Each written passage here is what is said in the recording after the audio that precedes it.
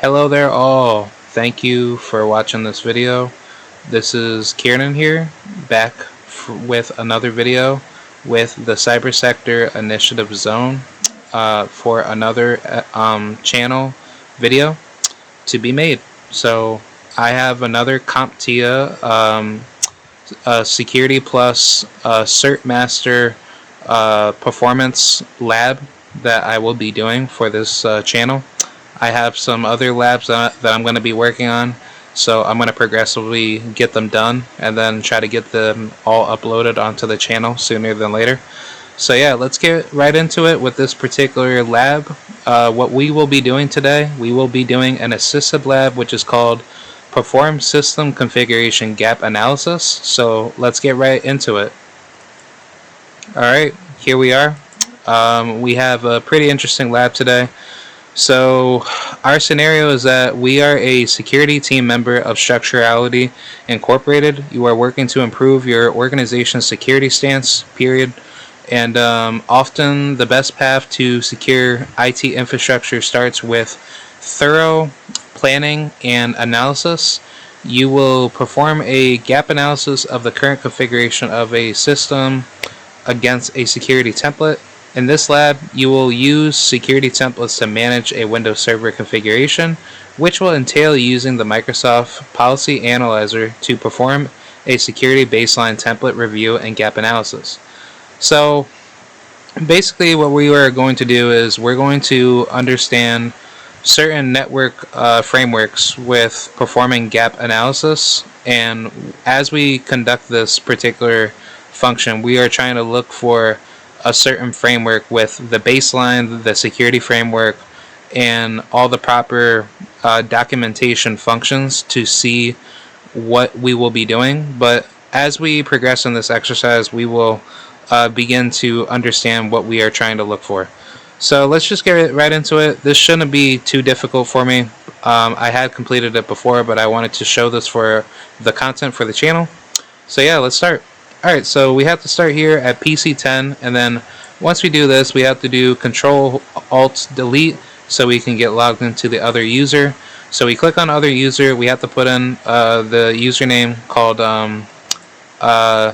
./admin, and then after that we have to enter in password. All you have to do is just click on these two little buttons right here, and if you're able to do that through the CompTia learning portal, as you have access to this, this will give you the ability to do so. But if not, you could always just type it in if it's going to act a little bit buggy. So after that, we click on enter. Once we are in, we now have to determine the build number for the Windows Server 2019 running in the PC10 virtual machine using Windows version. That's the command interface that we have to, well, that's like the titled like search command that we have to do. So once we do that, we have to click on this. So once we get to this, we have to click on this search bar right here. You click on this, and then after that, once that pops up, you type in WINVER. So that's going to run your command. Once that pops up, a dialog box is going to pop up for Windows Server 2019. You click OK. So once you do that, that will give you the information of what you need to look at. But let me pull that up again. This gives you everything that you need to know for your Windows version for your particular virtual machine. You could actually do this for your own computer too. And you know, if you ever need to look at what version of Windows that you have for your computer, that's a really good search command command prompt to look at up your particular version of what type of firmware that you have upgraded for your operating system. So as you can see here, this tells you everything that you need to know about Windows Server 2019. You have version 1809, and this is the OS build 177.363.4377. So once we have that, we have to click on OK. We'll do that again, and then once we do that, we have to go into PowerShell And then once we're in PowerShell, we have to put in some commands. So before we do that, make sure you run as the administrator. So once you do that, you'll be able to open up. As I did that like that, all you have to do is just like type in PowerShell in your search bar. And then once you see PowerShell right here, just right click and then you run it as the admin, and then you'll have PowerShell open up to become the administrator. So now that we're done with that, we have to go to this step right here. We have to click on, we have to put in this command right here, copy D :/lab file. So what we have to do is we have to copy the lab files to make sure that the policy analyzer zip file and Windows 10 version 1809 and Windows Server 2019 security baseline zip files they're going from the read-only removable media virtual optical disk to the C drive. So basically this is more of like a copied process that where you have to get the files and you have to transfer everything over to make sure everything is being compiled correctly for the particular process that we're doing in this particular lab. So I'm going to have this typed in automatically. I'm going to click on this little button right here. So once we have that, you click enter. Alright, I already clicked on enter. So once that is done, that will showcase that the command is successful, but there's not going to be a confirmation for that. So after we're done with that, we have to actually go into the directory to verify everything within our contents. So you click on this right here. This will change your directory into the lab files. So once we do that, we click on enter, and now you can see here we went from the Windows System 32 file folder, and now we are switched over to the C drive lab files file directory. So that's where we are at within our contents of seeing this particular file folder. But now we have to list the contents of the file. So the next step that we do is we have to type in ls. This will list all the commands that you will, this will list all the files that you will see within your directory folder. So this will tell us everything that we need to see within our particular log files of anything that is to be installed onto the computer, or any files that were placed into it. The good thing about PowerShell is that PowerShell tells you everything that you need to see, and once you have everything within your computer to have everything written a particular way of how it should be saved, it will tell you the last time the file has been written to be saved. So it'll tell you the date, it'll tell you the time, and I forgot what these modes do, but I believe this is similar to Linux in a way where it tells you the type of writing mode file that it was actually written for. So that's pretty interesting to do. It's a very effective tool to help people see where their files are going in a certain particular manner. And this is very effective to give you the necessary means to move forward, to understand how to properly organize your file management and your directory contents. So now that we did that, we have to enter these commands right here. We have to go into these commands to expand our archive. So for this command, I'm going to type this one in. This will put it in automatically. What that just did is that it just executed a command prompt to expand the archive going into the path of the policy analyzer zip file folder. So now that that has been done, we have to put in a secondary command where it's this command right over here. So once that's done, we will go on to the next step. So let me do that first. We're going to put the second one right in. This will put in our expand archive command path to the Windows 10 version 1809 and Windows Server 2019 security baseline zip files. So once that's done, we have to now enter the following command to open the policy analyzer. But let me just dig in deep with step number 10. It said that for these commands that we had to put in, we had to extract the contents of the zip file into their own subdirectory. So that's what the expand command is actually supposed to be doing. It's supposed to help extract the contents of your zip files or whatever folders that you need to put into a subdirectory, so therefore it can properly organize to make sure that you have your files put in place. So yeah, I apologize. So that's what it's supposed to do with these particular commands put in place. So now that we're done with that, we just have to put in this particular code right in.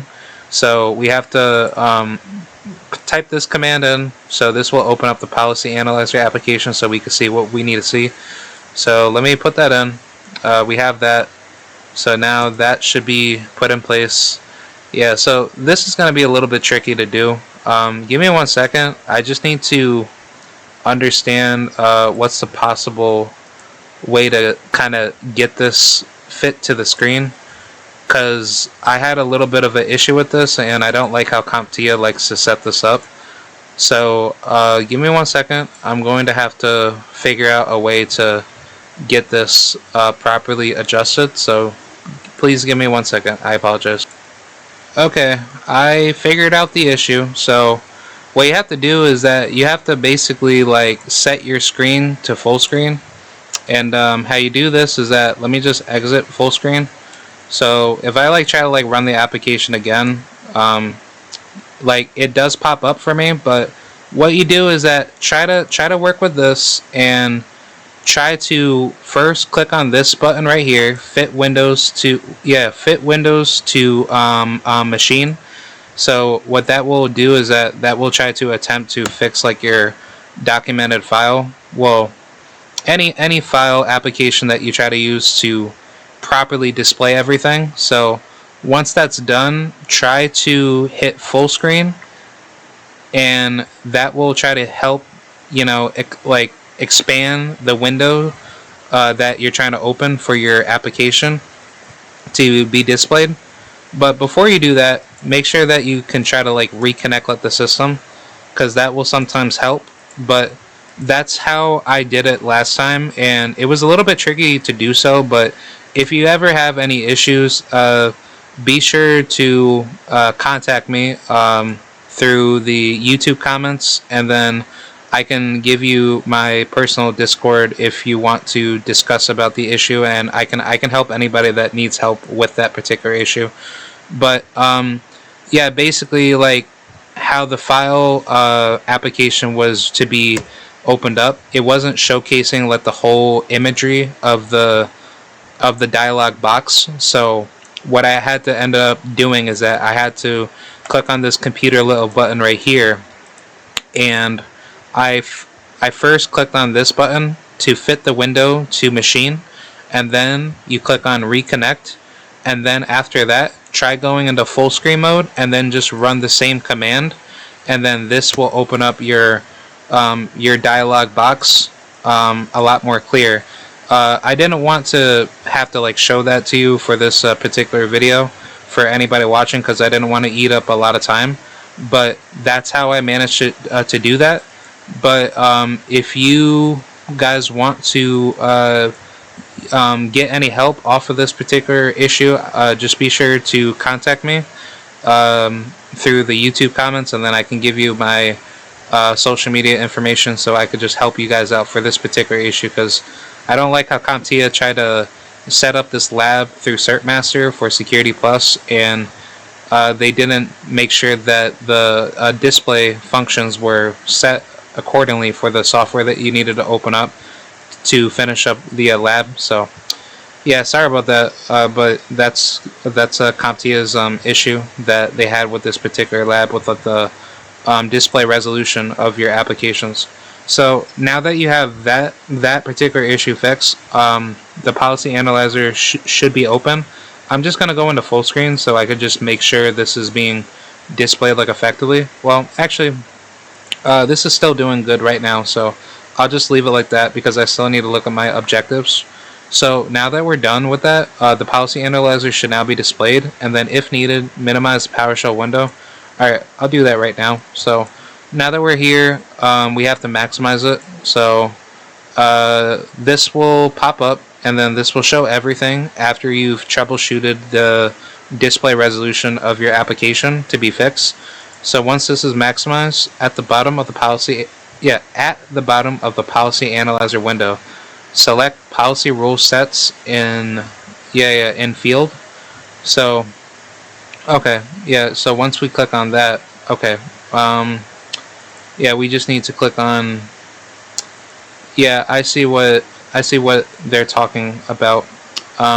At the bottom of the policy analyzer window, select the policy rule sets in field. Okay, and then once we do that, then once we click on this, it says right here on the pick the folder containing the policy analyzer rules file window, in the left pane select local disk. Okay, I will click on that, and then you have to in the right pane double click lab files. Okay, and then double click Windows 10 version 1809 and Windows Server 2019 Security Baseline, and then double click documentation, and then and then just select the folder. Alright, so now that we have that, we have our files that we need to see, and the policy analyzer should be showing our policy rule sets that we have.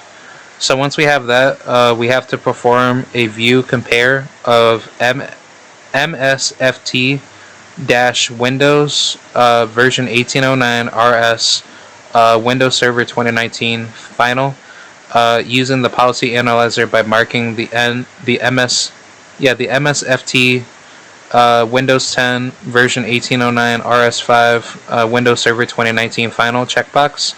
Okay, got it. So we have to click on this file right here, MSVT 1809 RS5 final. It's this one right here. So that's this is the file that we need to click on, MSVT Windows 10 version 1809 RS5 WS 2019 final. Yep.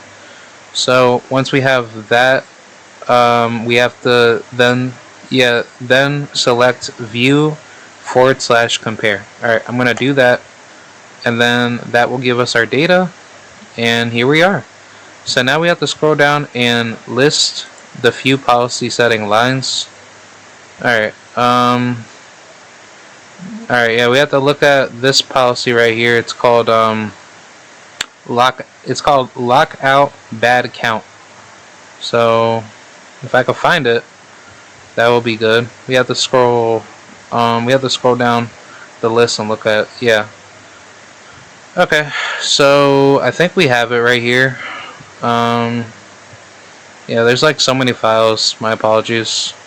You have to be a little bit careful with finding this particular manner of a issue. Let's see. I need to find it. Let's see.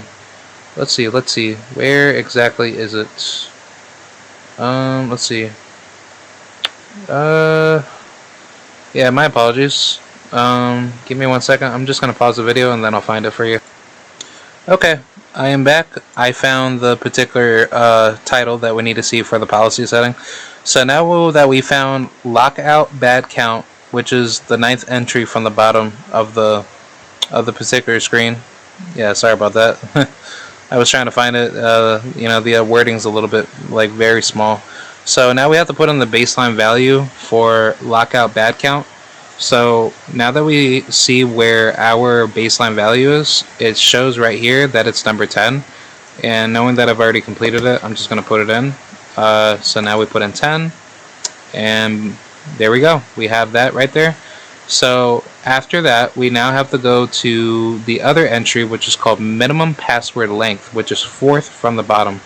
So we see it right here, minimum password length, and we see that the entries for it was 14. So I'm going to put in 14, and that should give us the answer. And there we go.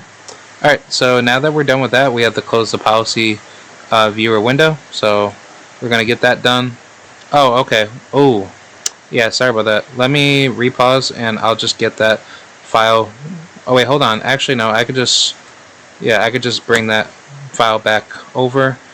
Yep, sorry about that. I just had a little bit of a brain fart. Yeah, because I haven't done this in a while, so I'm trying to retrace my steps. My apologies to all my viewers. So the next step that we have to do is we have to perform a compare to effective state of MSFT Windows 10 version 1809 RS5 Windows 2019 final using the policy analyzer. So we have to mark the MSVT Windows 10. Okay. Actually, yeah, it's pretty much the same thing. But what you do from here is that you click on this. You know, this is the file that you need to click on, and then after we have this, we have to click on compare to effective state. That is what we have to do. So we do that. That should give us what we need to see, and now we see a whole bunch of different data. And then it says right here, if a user account control window appears, just click on yes. That's just a security prompt to just ask you, like, you know, are you sure that you want to open up this, you know, this particular software application or file. But in this case, that wasn't to be the case. So the next step that we have to do is the policy viewer window will now be displayed. Yeah, will be displayed showing a comparison between the various policy settings contained in the MSVT Windows 10 version 1809 RS5 Windows 2019 final policy rule set and the current operating system labeled as effective state. It says right here, notice that many items are highlighted in yellow. These are where there are differences between the baseline file and the current effective state of the live operating system environment of PC10. Now we have to scroll down to the bottom of the list, so we'll be right here. Yep, here we go. Notice that the effective state value of lockout bad count is 0. Let's see. Yep, it's 0 right here because this is our effective state. We're not looking at the baseline anymore, so we have to look at the effective state. So it says that it's now 0, and minimum password length is now 7. So I think these are like the security framework functions that are being put in place to set your security functions for your operating system. So yeah, let's just continue forward. It says right here for the question, is the PC10 system in compliance with the security template based on the gap analysis results? I will say it's yes. I think that's what I scored last time. Let me try that. Actually, no, it's a no. So yeah, so the answer would have to be no for this one because it's not in compliance for what the template was originally set for. So based on the results that we have, this was not actually set to where we need to see it. And actually the way that we can see it is based off of how we see the baseline being written here to the left. So the highlighted versions of our results showcase that everything in the effective state section is not in compliance with the baseline section. So this needs to be fixed. So that's why it's a no for this particular question to be answered.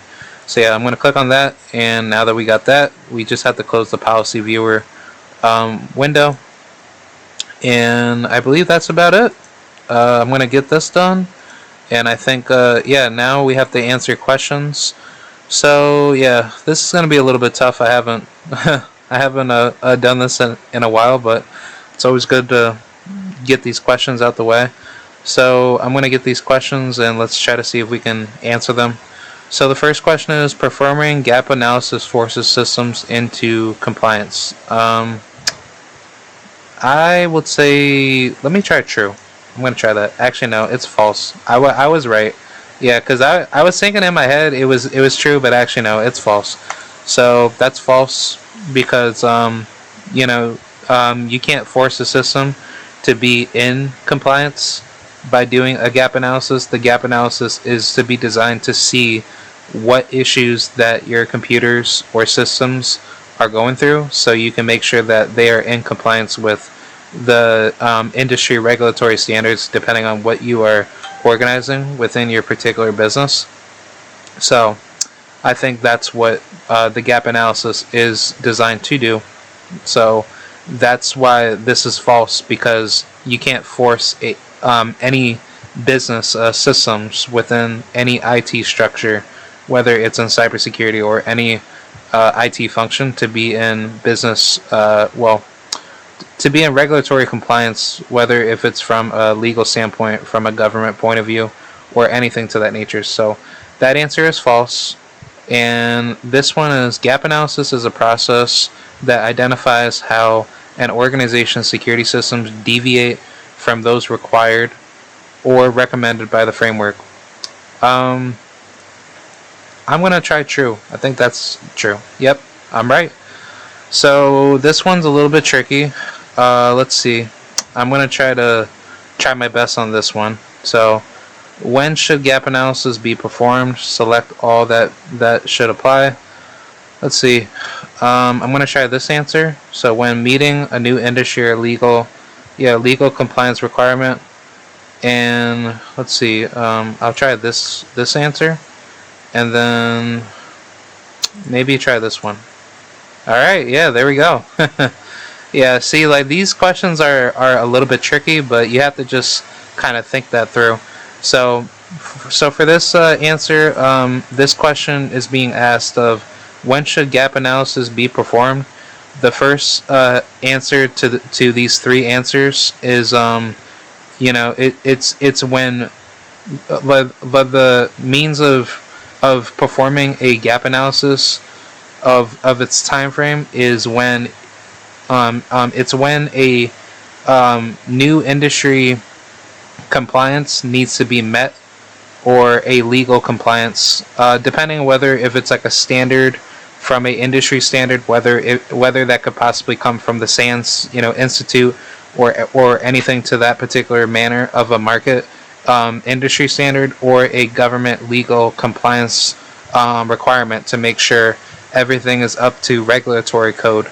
So that's the first answer to this. And then the second one is, after significant time has passed.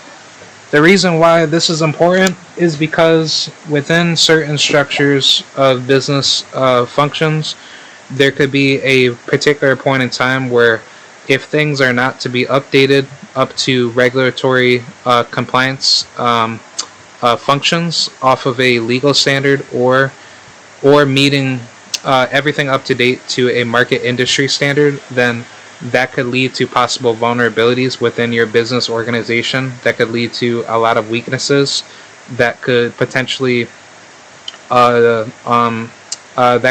become a massive risk to be a threat in the future. So having to hold off on not keeping your security framework functions up to date, or your standards up to date, that could very well damage your business in the long term. So that is a very good answer to select for this second portion of this answer. And then for the third one is when first adopting a framework. I think this is very important, because what ends up happening is that a lot of businesses, based out of what you see within certain particular business news articles, whether if it's anything to do with any financial failures that certain companies go through, whether it could be a cybersecurity threat, or anything that could lead to any financial losses or damages. This is very important to understand new frameworks that are being adopted, because you need to understand what would be the cost benefit risk analysis to see what is going to happen in the long term when you're adopting new frameworks that are being put into your company. So for this particular scenario of a question, that makes perfect sense. But this other answer, when decommissioning legacy hardware, this would not be a good answer to pick, because this doesn't have anything to do with performing a gap analysis to make sure your security framework functions are to be stable and to be up and running to a proper standard. So that wouldn't be the proper answer. Okay, so next question is, what is the purpose of a gap analysis? Is it this question? Yeah, is it this option right here, exploring the source code from an open source code of application for flaws and vulnerabilities? I would say no for that one. Discovering the differences between the intended or expected configuration of a system and its actual operating configuration, or this option here for option number 3, evaluating the level of compliance to a regulation or a contractual obligation, and the last option right here, determining the probability and likelihood of a threat causing harm to an asset. I'm gonna go with number 3. I think number 3 makes perfect sense for option C. Let's try that. Okay, no, that is not the answer. I'm gonna try this one. This one looks to be the possible answer.